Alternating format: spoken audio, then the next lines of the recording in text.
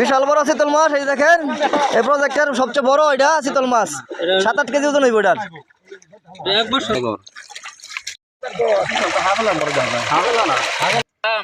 এই যে বিশাল বড় পুকুর দেখতেছি আপনার, এখানে আপনি মাছ ধরতেছেন। আপনারা এখানে কি মাছ চাষ করেন? পাঙ্কাশ আছে আর বাংলা আছে। পাঙ্কাশের বাংলা? হ্যাঁ। তো আচ্ছা আচ্ছা, পাঙ্কাশের বাংলা কত বছর ধরে মাছ চাষ করতেছেন? মাছ চাষ করতেছি এটার মধ্যে 2017 সাল থেকে। 2017 সাল থেকে? আপনি অনেক অভিজ্ঞ খামারি, আমরা আশা করি আপনি অনেক অভিজ্ঞ খামারি। এটা তো বেশ বড় দেখতেছি, কিন্তু পুকুর শুকনা কেন? শুকনা ওই যে খনন করাম তো এর লেগে একটু শুকায় আলতো। পানি কম হয়েছে, এটা শুকায় বলবেন। করবেন খনন করার পরে এই পাটটা বাদাই করবেন নাকি? হ্যাঁ, পার বাদাই তো পাটটা বাদাই করার পরে এই পারে কি গাছ দিবেন? পারে দেন কলা গাছ আর আমের চারা দেন। আমরা দেখতেছি যে পুরাতন কলা গাছ আছে কিছু, এগুলো তো আপনি কিরকম ব্যবসা হয়েছে কিরকম কলা গাছে?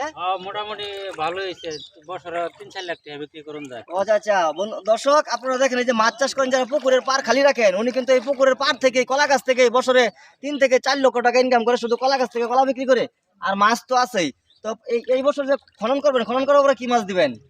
পাবদা দেম আর বাংলা দেম, মোটামুটি রুই দেম, হাফ কেজি 1 কেজি ওজনের রুই দেম। ও, পাবদা মাছ দিবেন আর বড় বড় বাংলা দিবেন। বড় বড় বাংলা। যারা মাছ চাষ করেন আপনারা কিন্তু পুকুরের পার খালি রাখবেন না, পুকুরের পার থেকে কিন্তু মাছ থেকে যদি লাভ না আসে, পুকুরের পার থেকে কিন্তু আপনাদের সেটা পোষায় যাবে এবং লাভ আসবে, এটা মাছ। আপনার পুকুরের পার খালি রাখবেন না, কলা গাছ দিবেন। আপনারা এই সিজনে কিরকম টাকার বাংলা মাছ বিক্রি করলেন বছর?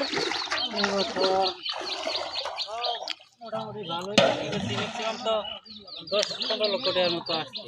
এটা টোটাল জায়গা কত নি জানি? জায়গা হচ্ছে প্রায় 20 কাহির মতো। ও, 20 বিঘা জায়গা আছে এখানে। 20 বিঘা জায়গা, 5 কাঠায় হচ্ছে 1 বিঘা, আর 6.5 শতাংশ হচ্ছে আমাদের এখানে 1 কাঠা, আর 33 শতাংশ হচ্ছে 1 বিঘা।